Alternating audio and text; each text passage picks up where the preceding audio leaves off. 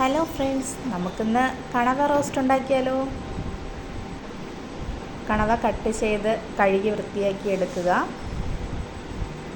തക്കാളി, സവാള, വെളുത്തുള്ളി, ഇഞ്ചി ചതച്ചത്, പിന്നെ കുറച്ച് പച്ചമുളക്, ഇതെല്ലാം കട്ട് ചെയ്ത് വെച്ച് പാത്രത്തിൽ എണ്ണയൊക്കെ ഒഴിച്ച്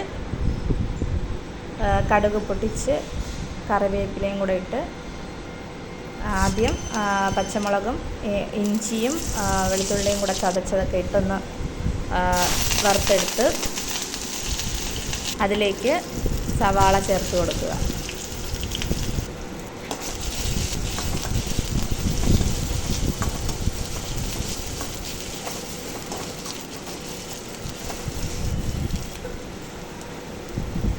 രണ്ട് സവാളയാണ് ഞാൻ എടുത്തിട്ടുള്ളത്.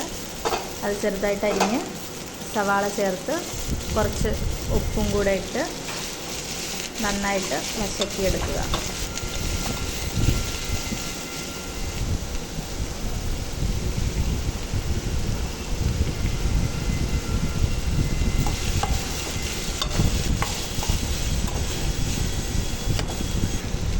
ഉള്ളി നന്നായി വഴറ്റിയതിനു ശേഷം തക്കാളി ചേർത്ത് കൊടുക്കുക.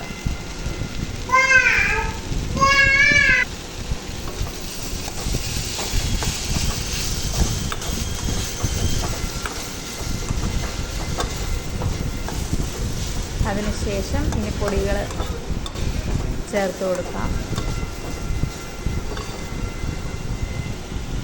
മഞ്ഞൾപ്പൊടി, മുളക് പൊടി, മല്ലിപ്പൊടി, പിന്നെ ഗരം മസാല, പിന്നെ കുറച്ച് കുരുമുളക് പൊടി, ഇത്രയും ചേർത്ത് നന്നായിട്ട് ഇളക്കി യോജിപ്പിക്കുക.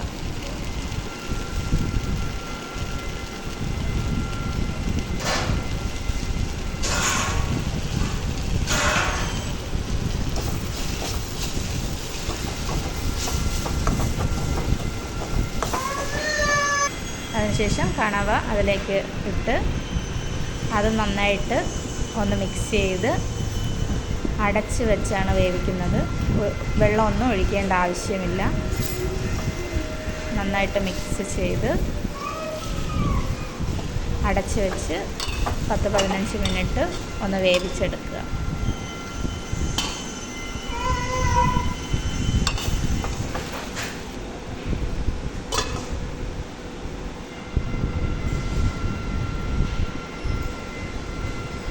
അങ്ങനെ നമ്മളെ കണവയിൽ നിന്ന് തന്നെ വെള്ളമെല്ലാം ഊർന്നിറങ്ങിയിട്ടുണ്ട്.